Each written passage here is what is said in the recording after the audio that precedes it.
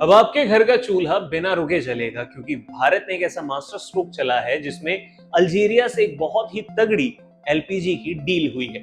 जरा सोचिए, अचानक अगर आपके घर का गैस सिलेंडर खत्म हो जाए और बाहर यह खबर मिले कि अब सप्लाई ही बंद हो गई है, तो टेंशन होना लाजमी है। लेकिन अब आपको ऐसी किसी भी मुसीबत की चिंता करने की जरूरत नहीं होगी।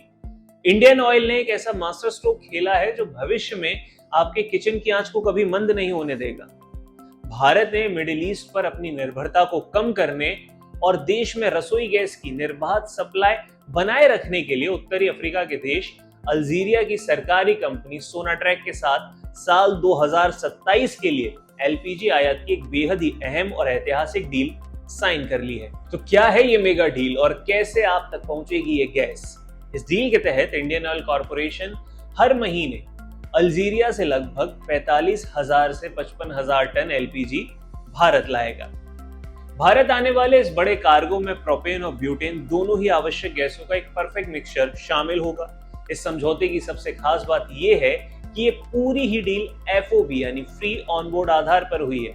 इसका आसान शब्दों में मतलब ये होता है कि अल्जीरिया के पोर्ट पर जहाज में गैस लोड होने तक की जिम्मेदारी सोनाट्रैक की होगी और उसके बाद गैस को सुरक्षित भारत के बंदरगाहों तक लाने की पूरी कमान इंडियन ऑयल संभालेगा। इससे भारत को अपनी लॉजिस्टिक और शिपिंग को खुद ही मैनेज करने की आजादी मिल जाएगी। तो आखिर भारत को ये कदम क्यों उठाना पड़ा, ये भी एक बड़ा सवाल उठता है। भारत को अचानक खाड़ी देशों से हटकर अल्जीरिया का रुख क्यों करना पड़ा? दरअसल इसके पीछे एक बड़ा ग्लोबल संकट था। इस साल अमेरिका और ईरान के बीच बढ़ते भयानक सैन्य तनाव के कारण स्ट्रेट ऑफ हॉर्मुज जैसे अति संवेदनशील समुद्री रास्ते से गैस की सप्लाई और कच्चे तेल की सप्लाई बुरी तरह से ठप हो गई। खाड़ी देशों से होने वाली सप्लाई रुकने का सीधा और घातक असर भारत पर देखने को मिला था।